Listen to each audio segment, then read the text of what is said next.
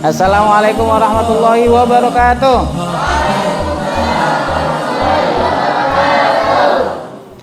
Innal hamdalillah nahmadu wa nasta'inu wa nastaghfiruh wa na'udzu billahi min shururi anfusina wa sayyiati a'malina. May yahdihillahu fala mudhillalah wa may yudlil fala hadiyalah.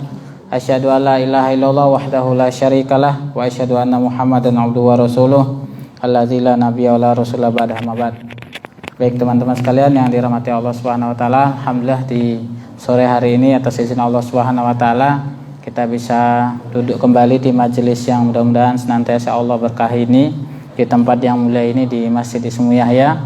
Mudah-mudahan juga Allah senantiasa memberikan keberkahan kepada masjid kita ini sehingga semakin hari semakin memberikan manfaat kepada orang banyak ya, pada kaum muslimin dan juga orang-orang yang berada di sekitar komplek atau Masjid Ismu Yahya ini. Salawat dan salam semoga senantiasa tercurahkan kepada Nabiullah Nabi Muhammad sallallahu alaihi wasallam. Allahumma sholli ala sayyidina Muhammad wa ala ali sayyidina Muhammad. Mudah-mudahan kita senantiasa bisa menjadikan Rasulullah sebagai suri tauladan kita dan meneladani apa yang telah diajarkan oleh Rasulullah sallallahu alaihi wasallam, khususnya untuk pribadi kita, kemudian juga keluarga kita dan orang-orang yang kita cintai. Kaifa halukum?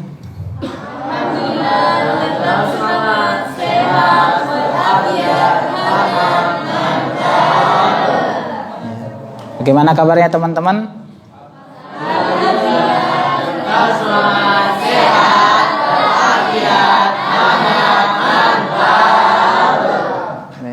Kalau anak-anak kutab itu ditanya gitu mantap gitu sampai lidahnya menjulur-julur biasanya. Kalau santri pondok enggak lah ya, udah gede semua gitu, nanti gitu kayak aneh gitu ya. Baik, alhamdulillahirrahmanirrahim. Sebelumnya insyaallah di sore hari ini kita melanjutkan kembali kajian kitab kita, yaitu kitab Ar-Rasul Al-Muallim. Kitab apa?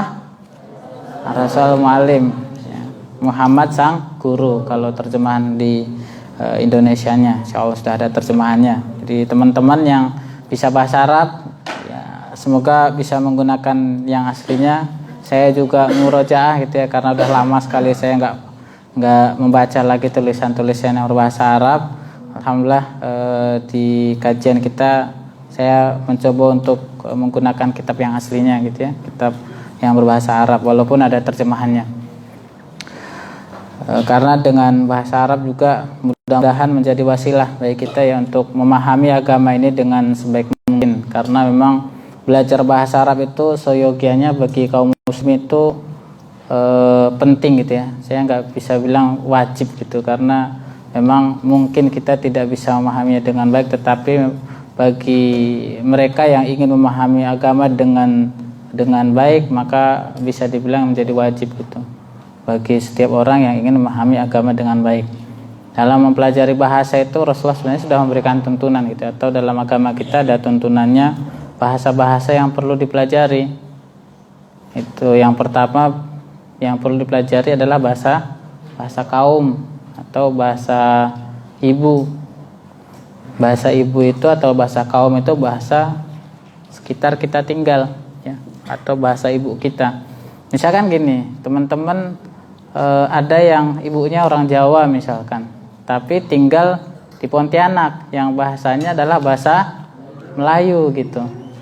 Jadi mau nggak mau harus belajar bahasa Melayu juga, karena salah satu kepentingan kita belajar bahasa adalah untuk kepentingan dakwah ya, tidak hanya untuk kita bisa berkomunikasi dengan orang tua kita atau keluarga kita, tetapi untuk kepentingan dakwah. Karena itu bahasa yang selain bahasa tadi ya, bahasa daerah barangkali, bahasa kaum itu yang penting juga untuk kita pelajari. Kemudian berikutnya adalah bahasa Arab gitu ya. Bahasa Arab itu bahasa yang memang menjadi bahasa peradaban kita kaum muslimin gitu ya. Bagaimana kita bisa mempelajari Al-Quran dengan baik kalau kita tidak bisa bahasa Arab. Kemudian berikutnya urutan bahasa yang harus dipelajari adalah bahasa peradaban hari ini. Bahasa peradaban hari ini apa teman-teman? Ya, hari ini bisa dibilang di dunia yang mendominasi adalah bahasa Inggris dan juga bahasa Arab juga di banyak negara di Timur Tengah gitu masih, atau bahkan Afrika masih menggunakan bahasa Arab sebagai bahasa persatuan mereka itu.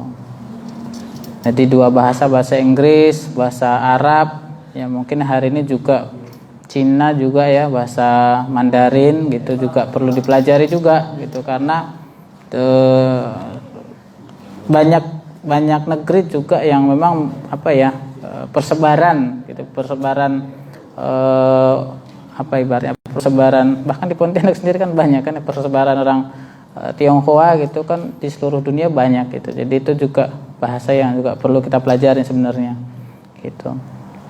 Kemudian nanti baru ke bahasa-bahasa yang lain disesuaikan dengan kebutuhannya. Misalkan teman-teman ada yang mau belajar bahasa Jepang misalkan, kita belajar bahasa juga lihat kepentingannya gitu. Atau misalkan nanti anak-anak kursus masih usianya 7 tahun, 8 tahun sudah kursus bahasa Mandarin atau sudah kursus bahasa Jerman misalkan. Buat apa gitu? Kalau itu nggak penting. Makanya itu juga ada urutannya dalam belajar bahasa. Dulu sama sahabat juga kan diutus untuk belajar bahasa, siapa yang diminta untuk belajar bahasa Yahudi? Siapa?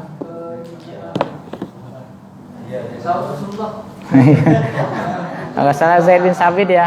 Zaid bin Sabit itu usianya masih 15 tahun kalau nggak salah. Ya, dia disuruh untuk belajar bahasa Yahudi karena Rasulullah sampaikan, aku merasa tidak aman dengan bahasa mereka. Gitu. Jadi, dan kerennya hanya dengan waktu 15 hari bisa memahami bahasa itu, baik dengan lisan maupun dengan tulisan. Makanya belajar bahasa itu sebenarnya sih nggak perlu lama-lama teman-teman. Kalau nanti antum punya anak gitu ya, atau murid-murid teman-teman yang sudah kecil, masih kecil sudah les ke sana kemari gitu, itu nanti aja. Ya, belajar bahasa asing itu nanti belakangan. Mending sekarang antum anak itu dikokohkan keimanannya terlebih dahulu, mending dikuatkan Qur'annya terlebih dahulu, baru antum kasih ilmu-ilmu bahasa yang lain gitu. Tapi bahasa Arab tadi yang penting agar kita juga bisa memahami Al-Qur'an dengan baik. Baik teman-teman, sekarang kita masuk metode keberapa? Ketiga. Yang pertama kemarin apa? Keteladanan. Yang kedua mengajarkan syariat atau syariat secara bertahap ya. Kita murojaah sedikit. Kalau keteladanan itu yang sering diangkat itu biasanya kisah Rasulullah ketika di perjanjian Hudaybiyah ya. Di perjanjian Hudaybiyah itu ketika Rasulullah kan itu kan nggak bisa ke Mekah kan, nggak bisa melakukan umroh gitu. Nah, akhirnya dengan perjanjian dengan orang-orang Quraisy Makkah, orang-orang kafir Quraisy, orang-orang musyrikin Makkah, Rasulullah tidak bisa umroh dan baru bisa umroh tahun berikutnya.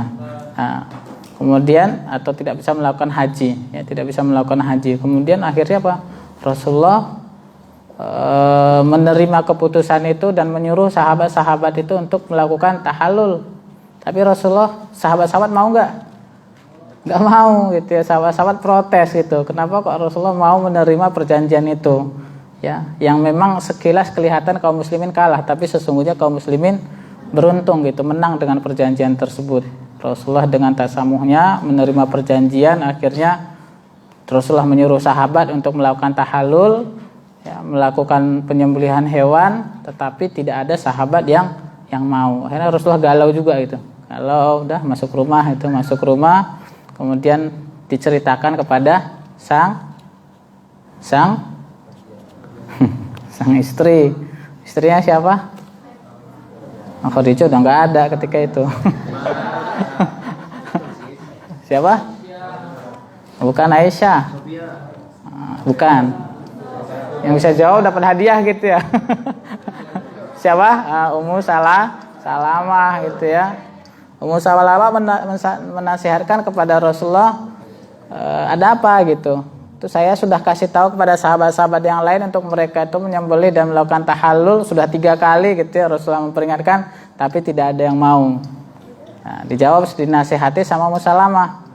Jadi seorang suami juga harus bisa menerima nasihat seorang istri gitu ya. Nabi aja nggak diterima sama sahabat-sahabat yang tadi, akhirnya nasihat istrinya ampuh. Kira-kira ya bahasanya, ya Rasulullah, bagaimana mereka bisa melakukan itu gitu. Sekarang kamu yang melakukan terlebih dahulu. Ya, Rasulullah silahkan melakukan tahallul dulu, menyembelih hewan terlebih dahulu, kemudian Rasulullah langsung melakukannya, menerima nasihat dari istrinya. Setelah Rasulullah melakukan tahallul dan menyembelih hewan, akhirnya sahabat-sahabat yang lain melakukannya. Nah, itu tadi pentingnya teman-teman.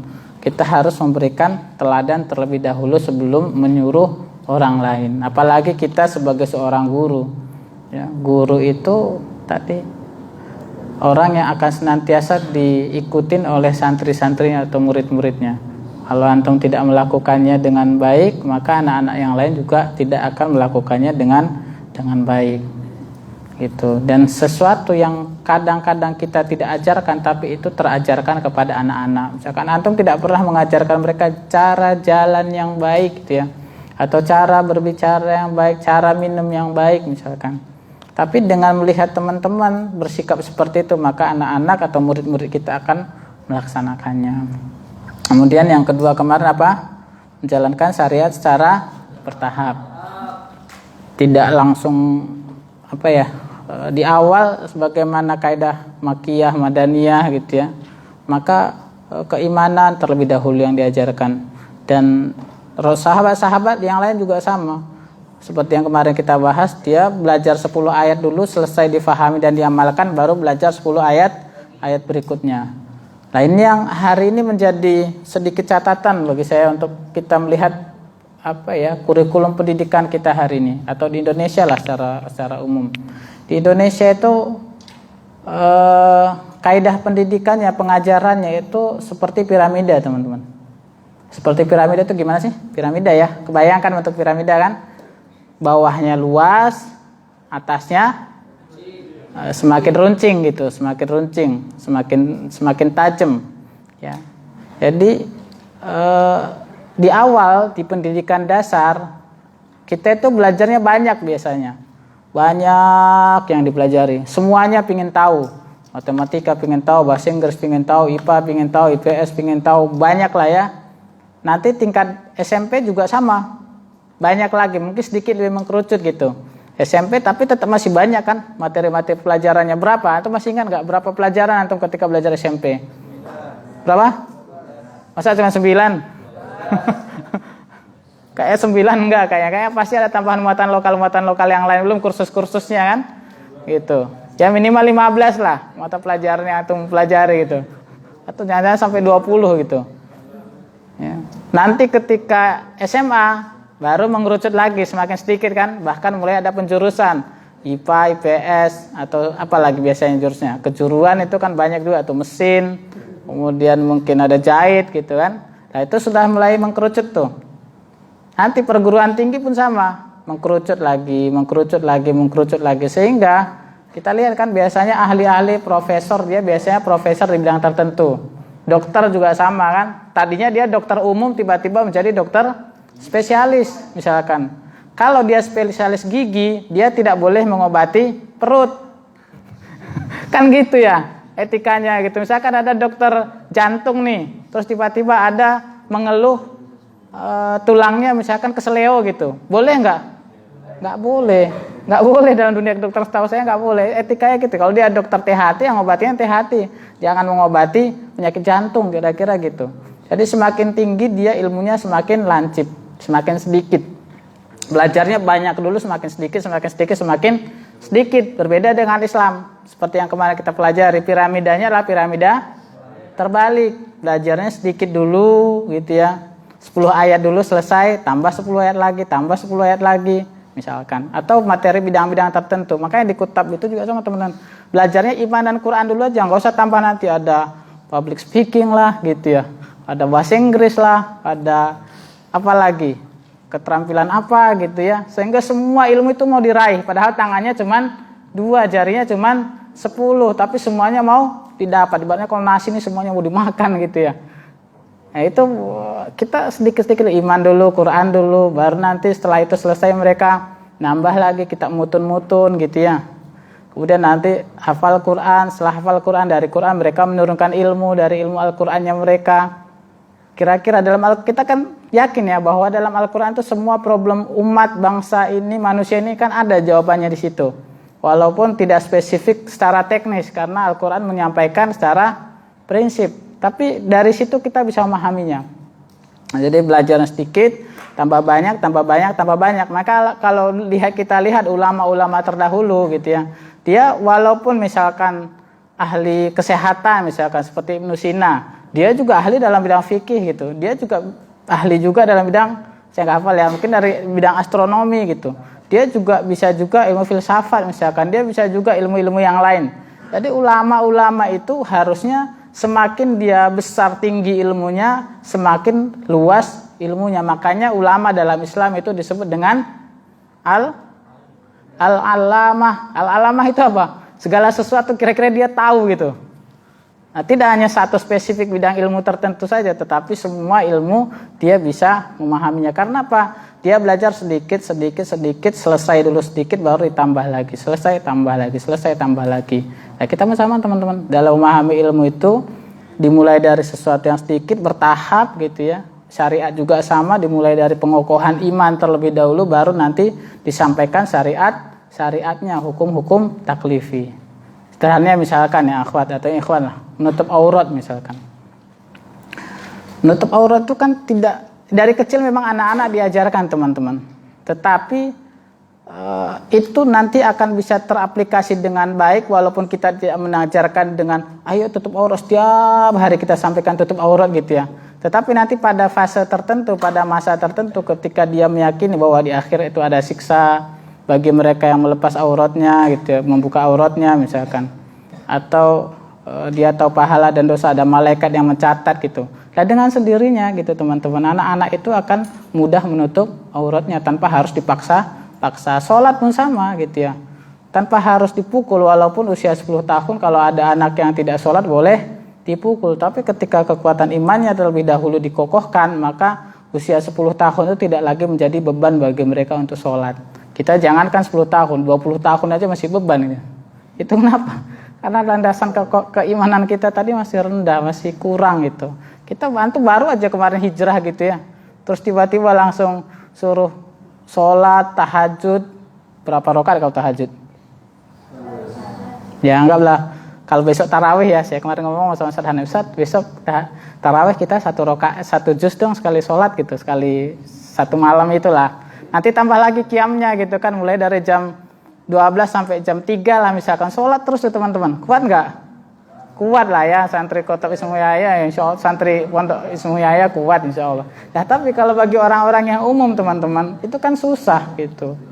Ya, karena tadi ada landasan yang kurang kokoh. Makanya untuk memberikan beban pondasi syariat yang besar, akarnya itu harus kuat, imannya harus kuat. Antum lihat aja bangunan-bangunan yang tinggi. Sama enggak pondasinya bangunan yang 5 lantai dengan bangunan yang 90 lantai misalkan? Jelas beda kan, mana lebih kokoh? Jangan 90 ya, tinggi sekali rasanya ya. Misalkan 30 lantai lah atau 40 lantai gitu. Nah, jelas yang bangunan 40 lantai itu jauh harus lebih kokoh dibandingkan dengan bangunan yang hanya 5 lantai. Kira-kira lebih indah mana yang bangunan 50 lantai daripada yang 5 lantai? 50 kan kelihatan semuanya itu. Nah, kalau antum ingin merasakan betapa indahnya syariat Islam, maka keimanan itu harus kokoh terlebih dahulu. Kalau keimanan antum nggak kokoh, terus antum naik dengan dengan tingkat level yang sangat tinggi, maka syariat Islam itu akan merasa sangat beban. Bahkan bisa jadi antum ambruk gitu ya. Bangunan yang tadi 5 lantai pondasinya, terus antum bangun dengan pondasi 50 lantai. Apa yang terjadi? Roboh. Itu. Nanti itu teman-teman, kenapa Rasulullah dengan para sahabat itu mereka kuat-kuat sekali perjuangannya gitu ya. Baru pulang perang, belum ganti baju, langsung suruh berangkat lagi. Dan mereka mau gitu. Itu karena apa? Karena bangunan keimanannya kuat gitu. Itu teman-teman, dalam kita itu mengajar itu hal-hal yang sebenarnya harus dipahami agar tidak semuanya langsung bahasa kalau istilah Jawa itu diuyah-gubyah istilahnya, semuanya masuk semuanya gitu ya tanpa memahami tahapan-tahapan ilmu. Kayak antum lah yang akhwat nih, misalkan antum biasanya kan pakai makeup kan, makeover misalkan, ada pelembab gitu ya. ada pelembab, ada bedak, ada apa lagi, ada pembersih gitu misalkan. Kan itu ada urutannya tuh. Misalkan pembersih dulu, terus nanti ada apa gitu, saya nggak tahu ya. Kan pembersih pasti di awal ya, kalau mau pakai gitu. Gimana kalau pembersihan diletakkan di akhir? Percuma kan, antum sudah make up, bagus-bagus, rapi-rapi, terus dikasih pembersih gitu. Nah itu kalau urutannya nggak bener gitu jadinya. Makanya apalagi bikin make up aja harus ada urutannya, apalagi kurikulum teman-teman ya, apalagi materi ajar terhadap syariat ini gitu, itu harus ada urutannya, tidak semuanya langsung dicampur kayak kita. Kalau di Jawa itu ada namanya nasi magelangan tuh, ada yang pernah nasi magelangan di sini ada nggak sih? Itu semuanya kan masuk tuh, nasi ruwet istilah yang lain itu nasi ruwet gitu kan, semuanya masuk tuh, ada mie, ada sayur, ada apa, segalanya masuk gitu dan tanpa urutan. Itu pun urutan, bikin nasi goreng pun ada urutannya kan itu. Baik, kita masuk ke yang berikutnya, yaitu yang ketiga, riayatuhu fi ta'lim al-i'tidal wal bu'da anil imlal ya. Pendidikan yang dibangun oleh Rasulullah SAW dengan memperhatikan al-i'tidal.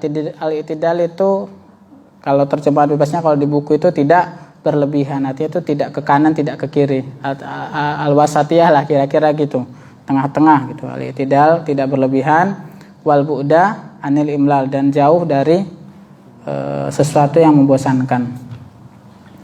Antum kalau bosan belajar, apa yang antum lakukan? Tidur.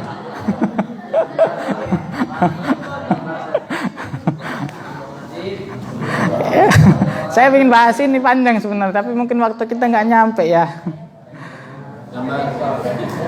Kita baca dulu kitabnya lah. Wa kana sallallahu alaihi wasallam yata'ahad awqata ashabihi wa ahwalahum fi tadhkirihim wa ta'limihim li alla yamallu wa kana yura'i fi dzalikal qasda wal i'tidal. Ya, intinya aja ya, saya nggak terjemahkan literal. Bahwa saya Rasulullah itu dalam memberikan pengajaran kepada sahabat-sahabat yang lain itu senantiasa memperhatikan waktu dan keadaan. Ingat ya, kata kuncinya adalah waktu dan keadaan. Tujuannya apa? Agar mereka agar mereka itu tidak jenuh, tidak bosan. Kalau bahasa antum mungkin yang terbiasa dengan harokat tarbiyah gitu, tidak futur gitu ya istilahnya, nggak futur gitu, nggak jenuh, nggak bosan gitu. Maka agar tidak bosan itu Rasulullah memperhatikan waktu dan keadaan mereka ketika memberikan pengajaran dan juga ketika memberikan nasihat. Antum kalau setiap jam dikasih nasihat kira-kira muntah nggak?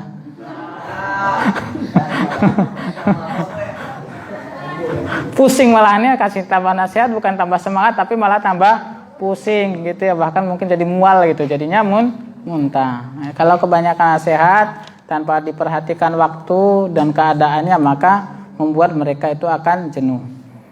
Rawal Bukhari fi sahihihi fi kitabil ilmi babu ma kana Nabi sallallahu alaihi wasallam yatakhawwaluhum bil mau'izah wal ilmi kai la yanfiru. Wa Muslim fi sahihi fi babil iktisad fil mau'izah wal lafzu anil a'mas an syaqiqin abi wa'il qala, di bab tentang mengatur waktu agar seimbang. Kunna julusan inda babi Abdullah, kami itu duduk di depan pintunya Abdullah ibnu Mas'ud. Nantaziruhu famarra bina Yazid bin Muawiyah. Ketika ada sahabat-sahabat nih duduk di depan pintunya Abdullah bin Mas'ud, tiba-tiba ada Yazid bin Muawiyah masuk, kemudian suruh menyampaikan kepada Abdullah bin Mas'ud gitu ya. Faqulna a'limhu bimakanina, tolong kasih tahu dia tentang kami gitu. Fadakhala alaihi falam yalbas an kharaja alaina Abdullah. Kemudian Yazid bin Muawiyah tadi masuk, tidak lama kemudian dia keluar. Yang keluar itu adalah Abdullah bin Mas'ud. Kemudian dia sampaikan, inni ukhbaru bimakanikum fama yamnauni an ukhraja ilaikum illa karahiyatu an umillakum. Jadi ketika Abdullah bin Mas'ud keluar tidak lama setelah Yazid bin Muawiyah tadi masuk, kemudian dia dikasih tahu, sesungguhnya aku telah dikasih tahu bahwa kalian sudah menunggu di depan, kira-kira gitu. Tapi ketahuilah bahwa sesungguhnya tidak ada yang menghalangiku untuk menemui kalian, ya, untuk memberikan nasihat. Tetapi aku khawatir kalian akan bosan, jenuh. Kemudian disampaikan oleh Abdullah bin Mas'ud, faqala inna Rasulullah sallallahu alaihi wasallam kana yatakhawwaluna bil mau'izah fil ayyam makhafatan asamah alaina. Sesungguhnya Rasulullah sallallahu alaihi wasallam itu mengatur waktu untuk bisa memberikan nasihat kepada kami beberapa hari dalam 1 minggu. Kenapa? Khawatir nanti kami itu menjadi jenuh atau jemu, menjadi bosan itu. Kemudian ini langsung ke hadis-hadisnya dulu ya. Wa rawal Bukhari aidan fi kitabi al-ilmi babu man ja'ala li ahli ilmi ayyaman ma'lumatan. Wa Muslim fil babi sabiq wa lafdhu minha an Mansurin an Syaqiqin Abi Wa'il qala kana Abdullah yudzakkirun nas fi kulli khamisin. Tadi ya. Adapun Abdullah selalu memberikan tadzkirah, selalu memberikan ilmu, selalu memberikan peringatan kepada orang-orang setiap hari Kamis. Faqala lahu rajulun, kemudian ada yang berkata kepadanya, ya Aba Abdurrahman, hadza kunyatu Abdullah bin Mas'ud, wahai Abu Abdurrahman, ya, ini adalah nama panggilan untuk Ibnu Mas'ud. Inna nuhibbu hadisaka wa nastahihi walawadidna annaka haddatsana kulla yaumin. Sesungguhnya itu kami itu suka gitu ya dengan apa yang kamu sampaikan. Kami itu senang, kami itu gemar gitu dengan apa yang engkau sampaikan. Kemudian dijawab sama Abdullah bin Mas'ud, ma yamna'uni an uhadditsakum illa karahiyatu an umillakum wa inni atakhawwalukum bil mau'izah. Ya, saya itu tidak ada yang menghalangi saya untuk memberikan nasihat kalian setiap hari, tetapi aku khawatir nanti kalian akan menjadi bosan. Karena Nabi sallallahu alaihi wasallam yatakhawwalna biha makhafatas samah alaina. Dan Rasulullah pun dulu gitu ya, ketika bersama Abdullah bin Mas'ud dan para sahabat yang lain, itu juga selalu mengatur waktu untuk memberikan nasihat mau'izah kepada para sahabat. Kenapa? Khawatir mereka itu akan bosan, mereka akan jenuh. Antum apa makanan yang paling enak antum rasakan? Indomie.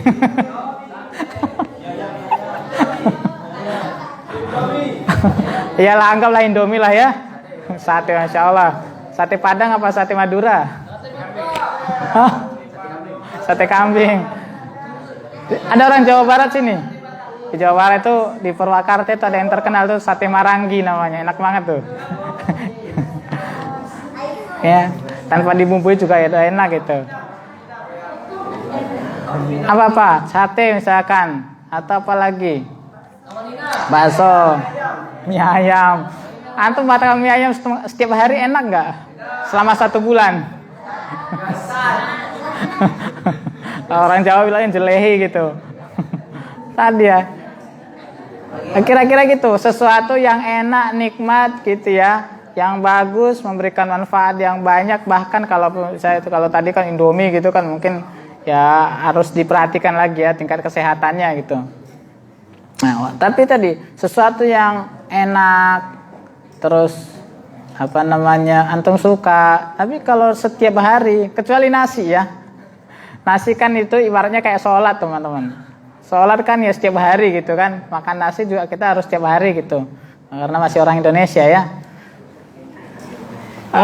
Tadi sesuatu yang enak, nikmat, kalau setiap hari kita memakannya gitu, itu pun jadi nggak enak gitu. Bahkan kadang-kadang kita malah nyari yang nggak biasa walaupun itu nggak enak. Saya kan misalnya masalah makanan lah, anggaplah makanan. Saya kan terasi itu enak nggak sih? Enak, masya Allah. Ya, tapi kalau setiap hari makan terasi kan nggak enak juga ya. Tapi misalkan sebulan, 2 bulan, 3 bulan, atau bahkan 4 bulan yang antum suka gitu, terus tidak makan, itu kan jadinya kangen juga itu. Walaupun dia itu tadi mungkin tidak terlalu enak gitu ya, tapi lama-lama kangen teman-teman dengan makan-makan kayak gitu. Misalkan di dapur setiap hari antum makan ayam terus, bagus sih, enak sih gitu. Tapi kan kalau setiap hari jadi bosen. Mungkin nanti antum akan bertanya, kapan ya ada ikan ya gitu ya. Makanya ada orang itu namanya manusia memang tidak pernah puas ya. Dia ketika jalan-jalan ke pantai gitu kan nyarinya gunung. Sudah nyampe di gunung nyarinya pantai. Gitu kan. Terus tiba-tiba dia kangen ke mall. Masuk mall, sampai di mall nyari pedesaan, suasana desa gitu ya. Tiba di suasana desa nyari lagi yang ke mall lagi gitu. Jadi nggak ada ininya. Sesuatu yang indah gitu setiap hari kalau kita diberikan setiap hari, maka itu akan terjadi, akan membuat kita menjadi bosan. Berikutnya ya, Warahal Bukhari wa Muslim aidon al-awwal fi kitabil ilmi, maka Nabi sallallahu alaihi wasallam yatakhawwaluna bil mau'izah kaila yang firu. Wasani fi kitab jihad. An Anas ibn Malik radhiyallahu anhu anna Nabi sallallahu alaihi wasallam qala yassiru wa la tu'assiru basyiru wa la tunaffiru. Ini juga di hadis 31 sama. Walafzu Muslim an Abi Musa al-Asy'ari qala kana Rasulullah sallallahu alaihi wasallam idza ba'atha ahadan min ashabihi fi ba'di amrihi qala basyiru wa la tunaffiru wa yassiru wa la tu'assiru. Jadi Rasulullah ya ketika menyuruh sahabat yang lain untuk menyelesaikan suatu urusan perkara, maka dia memberikan nasihat. Beliau memberikan nasihat, basyiru wala tunafiru. Berilah mereka itu kabar gembira. Ya. Dan janganlah mereka itu kamu buat menjadi lari.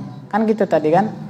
Beri kabar gembira dan jangan sampai nanti itu mereka lari. Dakwah pun sama. Dakwah itu kita ya memberikan kabar gembira gitu kepada orang yang kita dakwahi. Kan tidak membuat mereka itu menjadi lari.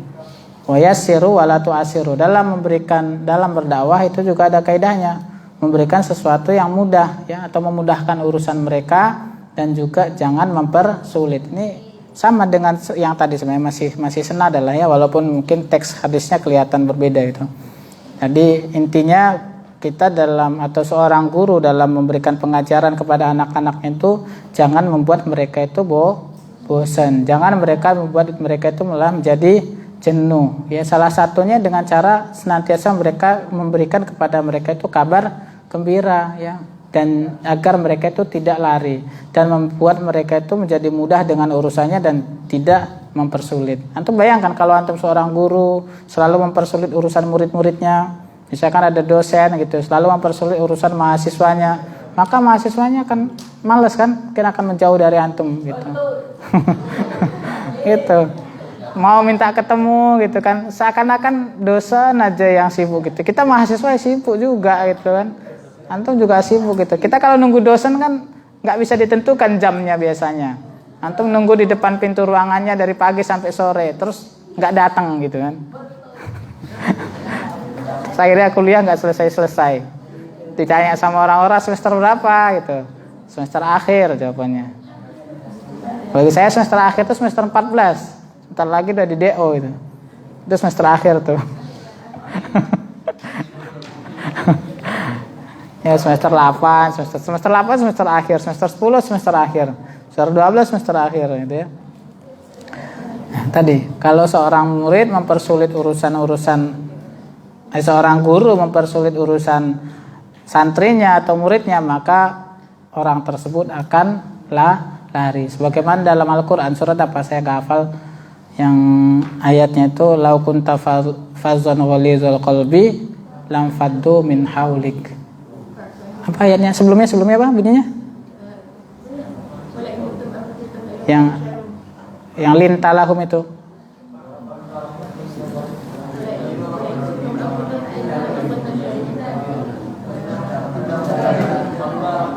Apa satu orang tuh saya enggak apa.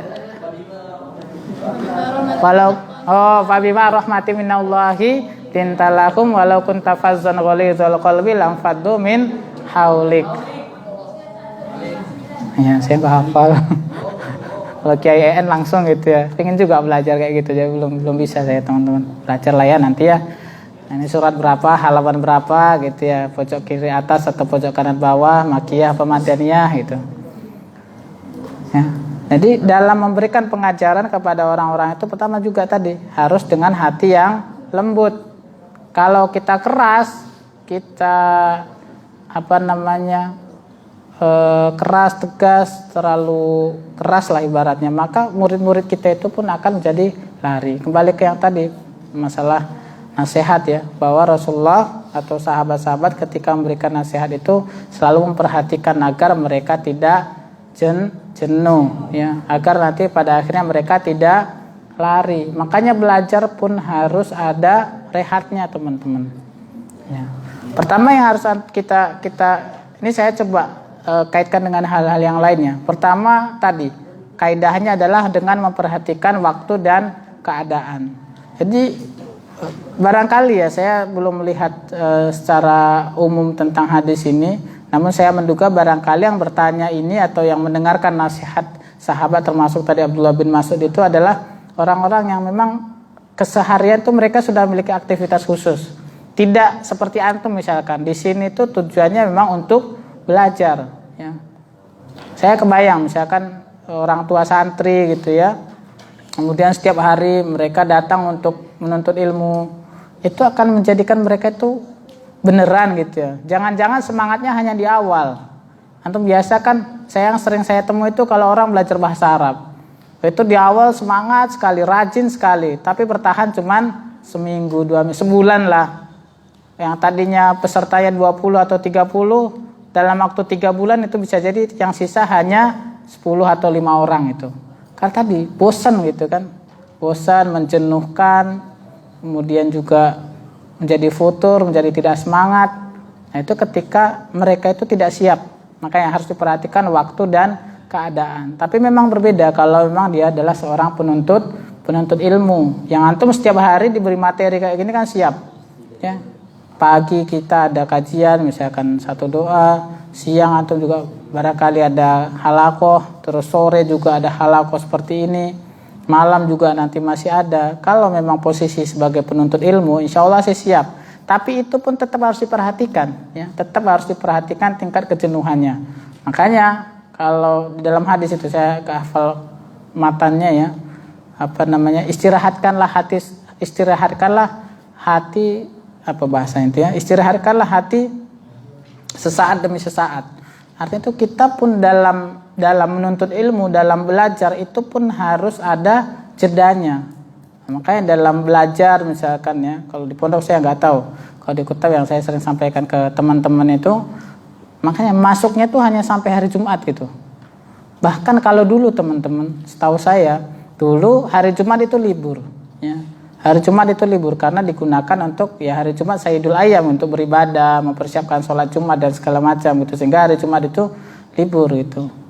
Tapi dalam satu pekan tuh belajarnya hanya 5 hari, Senin sampai dengan Kamis. Itu Jumat, Sabtu digunakan untuk libur. Dari Ahad juga sama, mulai Ahad ya maaf. Ahad itu ya, Ahad, Isnin, Selasa, Rabu, Kamis. Ahad kan bahasa Arab semua tuh hari-hari itu. Al-Ahad, hari Ahad, Senin, Isnin, Selasa, Rabu, Arbi'a, Kamis, Khamis. Ya. Kalau Jumat ya Jumat, Sabtu ya hari Sabtu. Sabtu itu kalau dulu sahabatnya orang-orang Yahudi gitu. Sekarang pun ada salah satu agama Nasrani yang hari Sabtu itu mereka nggak kemana-mana gitu kan. Namanya Advent. Itu juga sama, masih mengikuti tradisi itu. Jadi setiap hari Sabtu itu nggak boleh berusaha. Dan itu sebenarnya dulu ujian bagi orang-orang Yahudi. Ya. Allah menyuruh mereka itu untuk hari Sabtu itu di rumah gitu. Tapi faktanya mereka kalau berburu atau memancing yang paling banyak hasilnya itu hari Sabtu. Ujiannya gitu loh. Ya, disuruh di rumah hari Sabtu, tapi nyatanya dapatnya pancingannya itu atau buruannya paling banyak hari Sabtu. Akhirnya mereka melanggar. Nah, Islam juga sama sebenarnya. Kalau Islam itu misalkan yang diharamkan itu makan babi, ya, makan babi. Kalau antum bilang babi itu banyak penyakitnya, macam-macam gitu ya. Kalau diteliti teman-teman, ternyata babi itu manfaatnya banyak sekali. Ya semua bagian dari babi itu ada fungsinya itu. Tapi itulah ujian keimanan kita gitu ya. Kukunya perlu gitu ya. Banyak kan? Di babi, kalau nanti Anda pelajari lah fungsi minyak babi gitu ya, kulit babi, bulu babi. Semua itu ada manfaatnya teman-teman. Tapi itulah ujian bagi umat muslim. Makanya kalau tanya kenapa babi haram, ya karena Allah mengharamkan babi. Gak usah bilang karena dalamnya ada cacing pita lah, ada apa gitu. Nanti kalau udah dibakar gosong gitu, nggak ada cacing pitanya, masih halal nggak? Tetap haram gitu kan? Nggak kemudian berubah jadi halal gitu. Jadi ya itu ujian keimanan kita teman-teman. Ujian keimanan seorang muslim. Kembali ke yang tadi ya, kembali ke jenuh tadi, bahwa memang harus diperhatikan agar ada waktu-waktu libur antum gitu ya. Bekerja pun sama sebenarnya, bekerja juga harus ada waktu-waktu libur, harus ada mengistirahatkan hati kita teman-teman, mengistirahatkan hati kita, mengistirahatkan fisik kita ya, pikiran kita, ada istirahatnya. Kita ini kan bukan robot kan, bukan robot. Misalkan gini, manusia lah, dalam Islam juga sama kan, sehari ada waktu-waktu istirahat untuk sholat misalkan, sepekan juga ada waktu-waktu untuk istirahat, setahun ada waktu untuk istirahat.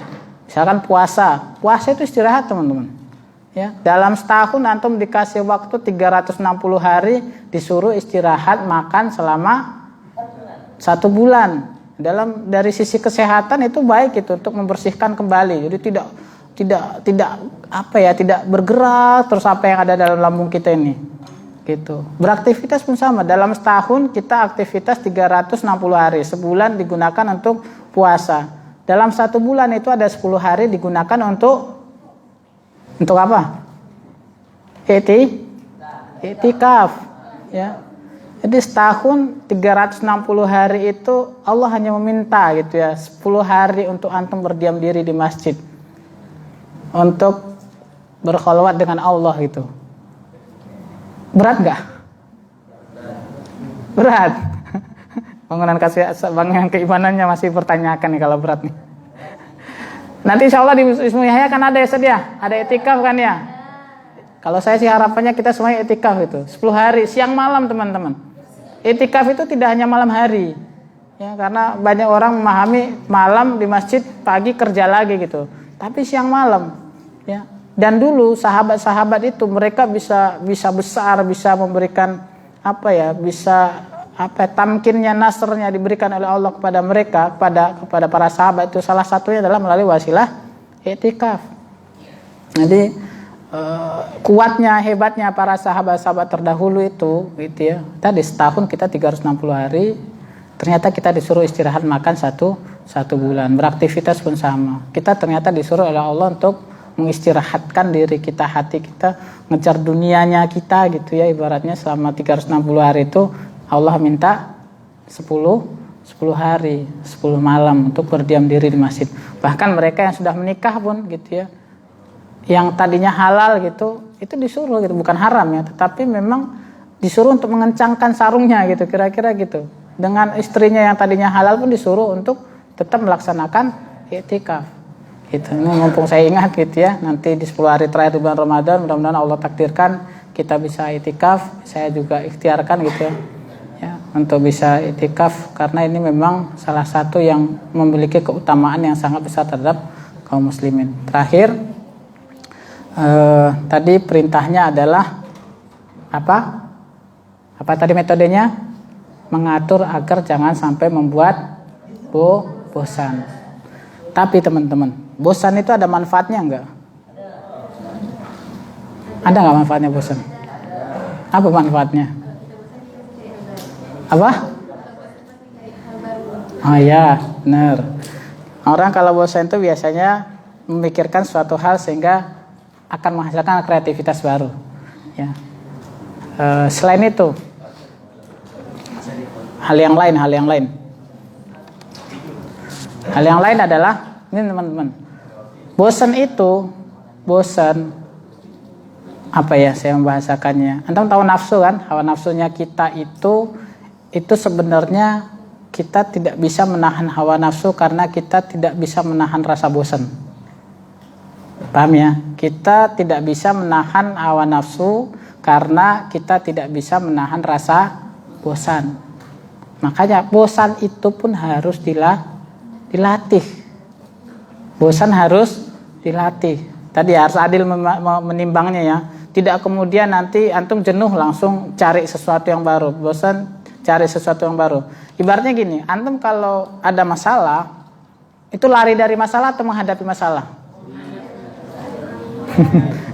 Kalau kita kena masalah, biasanya orang-orang lari dari masalah. Tapi yang benar itu adalah masalah itu harus dihadapi. Karena hikmah yang lain bisa jadi dengan masalah yang kita hadapi itu Allah sedang mengajari kita. Begitulah caranya hidup gitu, kira-kira gitu. Bosan tadi pun sama teman-teman. Ya, bosan itu harus dihadapi. Kalau antum tidak bisa mengendalikan bosan antum gitu ya, maka duduk seperti ini, duduk 1 jam, 2 jam, 3 jam. Kalau antum orangnya bosanan, maka tidak akan betah, tidak akan kuat juga gitu. Maka bosan itu harus dinikmati. Sampai-sampai gitu ya, kalau saya sampaikan kepada teman-teman di Kutab itu, anak di Kutab itu harus dilatih untuk bosan. Sampai bosan itu sendiri yang akan jenuh terhadap diri anak itu. Bosannya itu yang jenuh sama antum gitu, bukan antum yang jenuh sama bosan, tapi bosannya yang jenuh sama teman-teman. Ya, bosan itu harus dilatih sampai akhirnya bosan itu yang sendiri akan bosan terhadap diri kita. Makanya kayak gini antum duduk di sini bosan kan? Saya yakin bosan, jenuh. Tapi kalau antum bisa melatih itu pada diri antum 1 jam, 2 jam, 3 jam, bahkan sehari mungkin ya, antum akan kuat duduk di sini. Karena antum sudah terbiasa berhadapan dengan yang namanya bosan, berhadapan dengan namanya jenuh. Tapi kalau antum sedikit-sedikit jenuh, makanya tadi saya di awal tanya antum kan, tanya teman-teman, kalau teman-teman bosan kira-kira ngapain gitu? Menghadapi bosannya atau nyari hiburan? Manusiawi jujur. Nyari hiburan. Biasanya nyari hiburannya apa? Makan, bagus, jadi tambah gemuk itu ya. Apa? Ya intinya sih kebanyakan nyari variasi baru lah ibaratnya gitu kan ya. Nyari suasana baru. Nah, Masya Allah kalau syukur-syukur antum ketika bosan melakukan sesuatu berzikir, berdoa gitu ya, baca Al-Quran. Nah itu yang harus dilakukan. Jangan dikit-dikit bosan terus antum, yang nggak baiknya nih ya, maaf nih, yang nggak baiknya adalah antum bosan terus dengerin musik. Nah itu yang nggak baiknya gitu. Biasa itu saya yakin antum melakukan itu, banyak yang melakukan. Bosan nih dengerin musik apa ya, musik rock atau musik jazz atau musik klasik gitu ya, bosan jenuh gitu kan. Nah itu malah membuat kita tambah stres teman-teman. Ada penelitian yang menyatakan gini, antum cari tahu ya. Remaja itu penelitian di Amerika nih. Memang di awalnya orang bilang dengan mendengarkan musik klasik, musik apa gitu bisa meningkatkan apa? Kognitif otak. Tapi ternyata ada juga penelitian yang menyebutkan bahwa dengan mendengarkan musik ternyata orang lebih mudah depresi daripada dengan membaca buku. Jadi kalau bosan tuh jangan dengerin musik tapi bacalah buku, syukur-syukur baca Quran gitu ya. Kalau pada kondisi-kondisi tertentu antum udah nggak bisa dilawan lagi nih gitu. Coba cari suasana yang baru ya, itu juga bermanfaat. Tapi yang tadi teman-teman memang ya pertama kita harus bagaimana seorang guru itu agar anak-anak itu tidak menjadi bosan, tetap ini harus dilakukan gitu ya. Maka ya kalaupun sekolah itu ada hari tertentu yang dia itu harus libur. Antum pun di pondok kan mungkin sama ya. Dalam 1 hari pun ada waktu-waktu yang digunakan untuk istirahat gitu. Harus istirahat. Fisik kita ini, ruh kita ini, pikiran kita ini punya hak untuk diistirahatkan teman-teman. Gitu. Jangan semuanya dikenceng apa ya, semuanya diembat gitu, istilah apa bahasanya kalau di sini. Semuanya mau dilakukan, semuanya mau digas gitu. Ya nggak boleh gitu juga. Fisik kita ini punya hak, ruh kita punya hak, pikiran kita punya hak gitu. Jangan semuanya antum mau kerjakan semua tanpa henti. Nanti tiba-tiba fisiknya ambruk. Itu. Tiba-tiba sakit. Nah, itu kan karena antum tidak memenuhi hak fisiknya antum. Antum tidak memenuhi hak pikirannya antum. Antum tidak memenuhi hak lambungnya kita gitu. Makanya banyak orang mahasiswa itu penyakit asam lambung. Gitu. Penyakit mah itu karena tidak menjaga hak tubuhnya tadi teman-teman. Gitu. Makanya istirahatkanlah hati itu sesaat demi sesaat agar tidak menjadi kaku dan beku. Demikian juga nanti dalam setahun. Tapi kebalikannya yang harus juga antum pahami bahwa jenuh, bosan itu juga harus dilawan. Sebagaimana dulu para sahabat, mereka itu kalau belajar itu seakan-akan di atas kepala mereka itu ada burung yang sedang bertengger. Itu nggak gerak-gerak tuh, gitu, mendengarkan gitu ya. Kalau sholat Jumat apalagi khutbah Jumat, tegak mendengarkan gini, nggak gini. Sudah bertafakur semua kalau sholat Jumat itu. Itu kalau sahabat dulu gitu, dia tegak teman-teman, melihat dadanya dibusungkan gitu kalau ada kajian ilmu. Ya, apalagi kalau sholat Jumat, tidak kepalanya langsung bertafakur gitu kan. Apalagi sampai ngorok gitu, insyaallah. Baik teman-teman, mungkin itu aja untuk pertemuan kali ini. Mudah-mudahan manfaat. Tadi diingat bahwa Rasulullah bersama para sahabat yang patut kita tiru ketika kita menjadi seorang guru adalah memperhatikan anak agar tidak jenuh, tetapi juga harus dilihat bagaimana mensiasatinya agar dalam menyelesaikan, dalam menangani, dalam menghadapi jenuh yang ada itu kita tetap berada pada garis yang benar, tetap berada pada aturan yang benar. Dan jenuh itu pun harus tetap dilawan. Karena apa? Orang yang bisa melawan rasa jenuh, maka dia juga akan bisa melawan hawa nafsunya gitu. Mungkin itu teman-teman yang bisa saya sampaikan. Mudah-mudahan bermanfaat. Lebih dan kurangnya mohon maaf. Billahi taufiq wal hidayah. Wassalamualaikum warahmatullahi wabarakatuh.